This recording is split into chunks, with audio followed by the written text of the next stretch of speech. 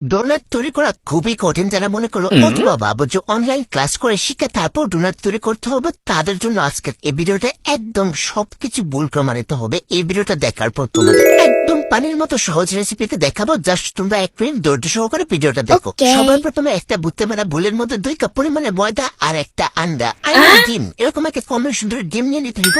এদিকে আমি ফ্রিজ থেকে আগে থেকে বের করে নর্মাল টেম্পারেচারে নিয়ে এসেছি। আরে শালাই, এটা তো ময়দার মধ্যে পড়ে একদম পুচ হয়ে গেছে। দেন এখানে 1 টিস্পুন ইস্ট অ্যাড করবো। আবার বেশি অ্যাড করলে কিন্তু বাজে একটা স্মেল আসবে। স্বাদ মতো পরিমাণে লবণ আর 2 টিস্পুন পরিমাণের মতো গুঁড়া দুধ, যত দিবা তত স্বাদ আসবে। তারপর হচ্ছে 1/4 কাপ পরিমাণে চিনি। সবগুলো উপকরণ অ্যাড করে আঙুল ডুবানো যাবে এরকম কুসুম গরম পানি দিয়ে এটাকে ধাপে ধাপে ভালো করে মিশিয়ে নিতে হবে, মানে ভালো করে মিক্স করে নিতে হবে। কিন্তু এই যে এরপর যে আসলে তোমরা বুঝবা যে ভালোবাসা একদম উতলায় পড়ছে, তখন একদম চুইগামের মতো লাগে থাকবো। তখন কি করা লাগবো, তেল দিয়ে নিতে হইব। মানে কাঁঠালের আটার মধ্যে তেল না দিলে তো ছাড়বে না। হ্যাঁ, একদম ভালো করে মুতে নিতে হইব। একদম 7 থেকে 8 মিনিটের মতো মুতার পর এরকম একটা সুন্দর স্টিকি স্ট্রাকচার চলে আসবে। তারপর এটাকে অন্য একটি বাটিতে ট্রান্সফার করে 1 ঘন্টার মতো আমি এটাকে রেস্টে রাখবো।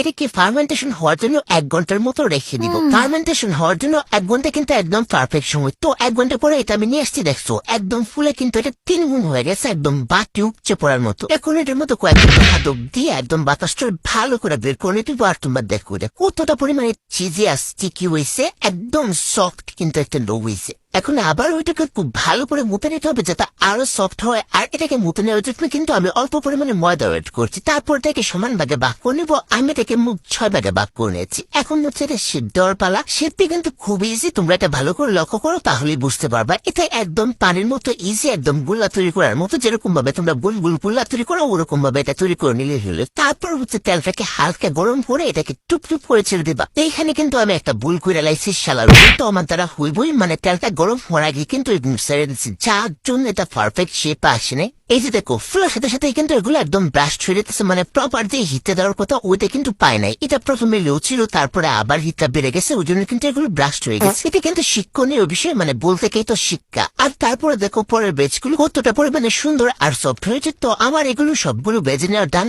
এখন হচ্ছে এর ভিতরে ক্রিম ভরার পালা। এটাকে হচ্ছে আমি একটা স্টিকের সাহায্যে চিত্র করে মাঝখানটা ফাঁকা করে নেবো। এটা কিন্তু খুব ইজি, আর তোমরা ভালো করে লক্ষ্য করো তাহলে কিন্তু বুঝতে পারবা। তারপর এর ভিতরে আমি ক্রিম ভরে নেবো, একদম টেস্টি টেস্টি সুন্দর করে সবগুলোতে ক্রিম ভরে নিয়েছি। তারপর এগুলোকে ড্রাই কোকোনাটে কুট করে নেবো। তোমরা চাইলে কিন্তু চিনি অথবা চকলেটের মধ্যে কুট করে নিতে পারো, যার যার ইচ্ছা। চকলেটের মধ্যে কুট করলে কিন্তু একটা আরো বেশি ভালো হয়। আর এই যে দেখো আমি কিন্তু উল্টা দিক দিয়ে ধরছি আর একদম পায়খানা করে দিচ্ছি ব্যাপার। তো যাই হোক, তোমরা এর ভিতরটা দেখো কতটা পরিমাণে সফট হচ্ছে, বাইরে বাইরে খাইতে এতটা পরিমাণে